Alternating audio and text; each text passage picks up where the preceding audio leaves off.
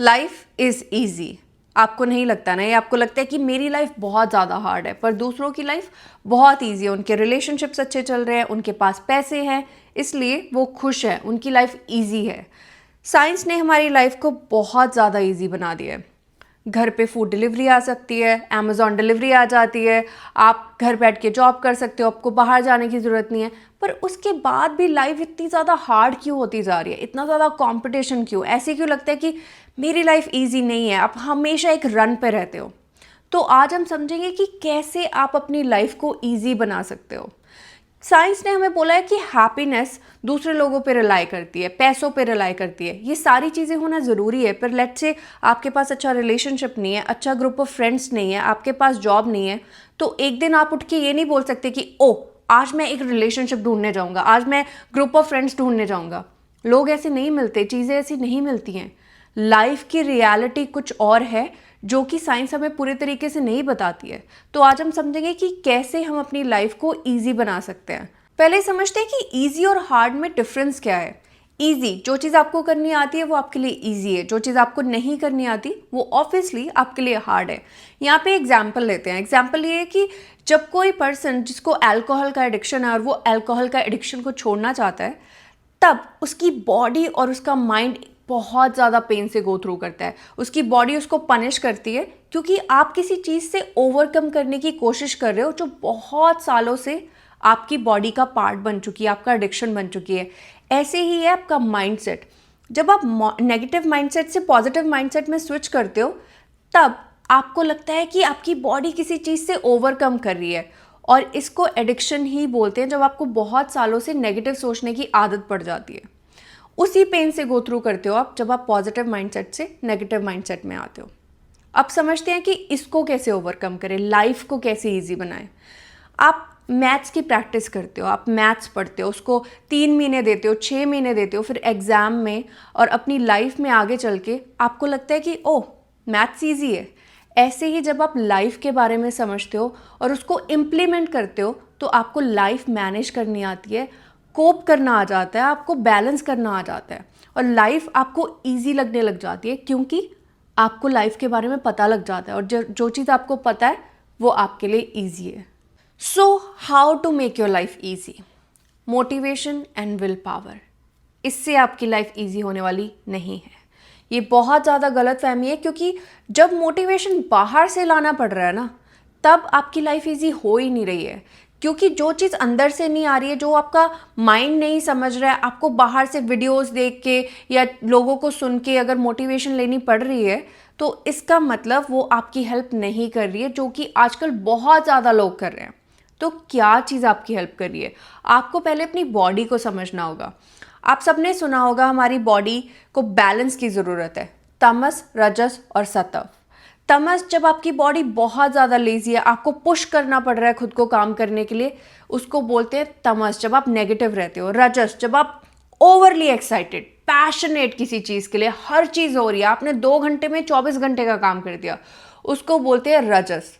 और सत्व, जब आपकी लाइफ बैलेंस्ड होती है, उसको सत्व बोलते हैं, जो कि हमारी लाइफ में बहुत ज़्यादा कम है आजकल, क्योंकि हम लाइफ को समझने की प्रैक्टिस नहीं कर रहे हैं, हम अपनी बॉडी को समझ नहीं रहे हैं, माइंड को समझ नहीं रहे हैं, इसलिए लाइफ इजी नहीं लग रही है। पर आज हम समझेंगे कि हम सत्व कैसे अपनी लाइफ में लेके आ सकते हैं, और ये एक्चुअली में ईजी है।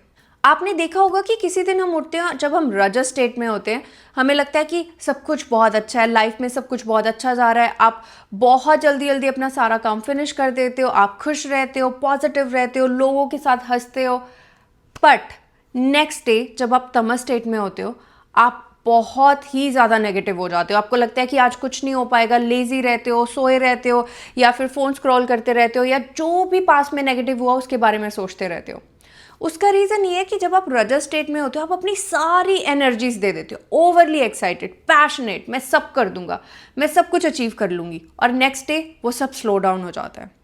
उसका रीज़न है आपका फूड, आपकी एनर्जीज। जो भी चीज़ आप अपने पेट में डाल रहे हो, जब जो भी चीज़ आपका गट फील कर रहा है, वही आपका माइंड फील कर रहा है। इसलिए फास्ट फूड खाना, स्वीट्स खाना, डिज़र्ट्स खाना, बहुत ज़्यादा चीज़ें जिसमें कार्ब्स बहुत ज़्यादा है, वो खाना आपकी बॉडी को स्लो डाउन करता है। और उसके ऑपोजिट अगर आप फाइबर वाले फूड खाते हो या फिर आप फ्रूट्स खाते हो या आप ग्रीन वेजिस खाते हो, आपका माइंड भी वैसा ही बनता है। आपने सुना होगा कि जो चीज़ आप अपनी बॉडी में डालते हो वैसी ही आपकी बॉडी बनती है। मैं पर्सनली ये जानती हूँ कि अगर आप किसी डेड एनिमल को खा रहे हो, this is my personal thing, तो आपकी बॉडी भी, आपका ब्रेन भी वैसा ही बनेगा। तो इसलिए आपको अपने फूड का बहुत ज़्यादा ध्यान रखना है। और दूसरा, एक्सरसाइज एंड योगा। जब आप एक्सरसाइज करते हो, योगा करते हो, आप अपने माइंड को ज़बरदस्ती सोचने के लिए मजबूर करते हो। आपको लगता है कि ओ, अब मेरी बॉडी को मेरे माइंड की ज़रूरत है, क्योंकि एक्सरसाइज करते टाइम, योगा करते टाइम तुम्हें बैलेंस की ज़रूरत है, बॉडी माइंड बैलेंस की ज़रूरत है। जब आप एक्सरसाइज कर रहे होते हो आपका माइंड बिल्कुल मसल्स पे होना चाहिए। जब आप योगा कर रहे होते हो आपका माइंड बहुत ही ज़्यादा बैलेंस्ड होना चाहिए। जब आप योगा कर रहे होते हो, लेट्स से कोई पॉस्चर कर रहे हो, आपको पता है you don't want to fall down, right? या फिर आप काम स्टेट में जाना चाहते हो, उसके लिए भी आपको अपने माइंड को बैलेंस करना पड़ेगा, राइट? तो सात्विक माइंडसेट में आने के लिए, सात्विक बैलेंस के लिए आपको अपने फूड का ध्यान रखना है, आपको एक्सरसाइज का ध्यान रखना है और आपको ध्यान रखना है कि जब आप राजसिक स्टेट में हो तब आपको बहुत ज़्यादा एक्साइटेड नहीं होना। आपको अपनी एनर्जी नेक्स्ट डे के लिए भी सेव करनी है जब आप तामसिक हो जाओगे, राइट? आपको ये पता है कि ऊपर नीचे होता रहेगा। जब आप ये चीज़ें अपनी लाइफ में इम्प्लीमेंट करना स्टार्ट कर दोगे, जैसे मैंने आपको मैथ्स का एग्जांपल दिया, जब आप प्रैक्टिस करते हो कोई चीज़ आपको वो ईजी लगने लग जाती है, आपको सात्विक होना, सत्व होना भी ईजी लगने लग जाएगा। तब आपको आपकी लाइफ बहुत ज़्यादा ईजी लगेगी। लास्ट चीज़ जो कि बहुत ज़्यादा इफेक्टिव है लाइफ को ईजी बनाने के लिए, अगर आप आगे चल के लॉन्ग टर्म में बिग पिक्चर देखते हो अपनी लाइफ को ईजी बनाने के लिए, तो आपको डिफ़िकल्टीज़ को एम्ब्रेस करना पड़ेगा। जो काम आप अवॉइड कर रहे हो वो आपको करना पड़ेगा। आप अगर अपने काम को आज अवॉइड कर रहे हो, कल पे डाल रहे हो, तो आपकी लाइफ कल हार्ड होने वाली है। तो इसके लिए डिफ़िकल्टीज़ को एम्ब्रेस करो। अगर आप इजी लाइफ चाहते हो, लैक ऑफ एफर्ट्स की वजह से उसको ख़राब मत करो। आज अगर एफर्ट्स डाल लोगे, बॉडी और माइंड पे काम कर लोगे, तो आगे चल के आपकी लाइफ बहुत ज़्यादा ईजी हो जाएगी। मैंने पहले भी बताया, जितना प्रैक्टिस करोगे लाइफ को ईजी बनाने के लिए, उतना ज़्यादा आपको नॉलेज आएगी, आपको ईजी लगेगी लाइफ। और एक टिप जो मैं आपको देना चाहती हूँ, कभी भी एनर्जी बूस्टर्स पे रिलाई मत करना। अगर इसका बहुत अच्छा ऑल्टरनेटिव ये है कि आप, अगर आपको लगे कि आपके में एनर्जी नहीं है, आपको एनर्जी बूस्टर की ज़रूरत है, लेट्स से कैफ़ीन हो गया या कोई भी एनर्जी बूस्टर हो गया, तब आपको बस 15 मिनट की नैप लेनी है। It's a tip. और मैं आपको बता रही हूँ कि आपको किसी मोटिवेशन, किसी विल पावर की ज़रूरत नहीं है, क्योंकि ये बहुत थोड़े टाइम के लिए होती है। और जब बाहर से मोटिवेशन और विल पावर आती है, तब चीज़ें सिर्फ और सिर्फ थोड़े टाइम के लिए रहती हैं। इसलिए मोटिवेशन अंदर से आना चाहिए, विल पावर अंदर से आना चाहिए, बाहर से सीख नहीं करना है। It should be natural. और आपकी life, I am telling you, would be very easy. And आपकी लाइफ, आपकी जर्नी यहाँ से शुरू होती है। Wake up.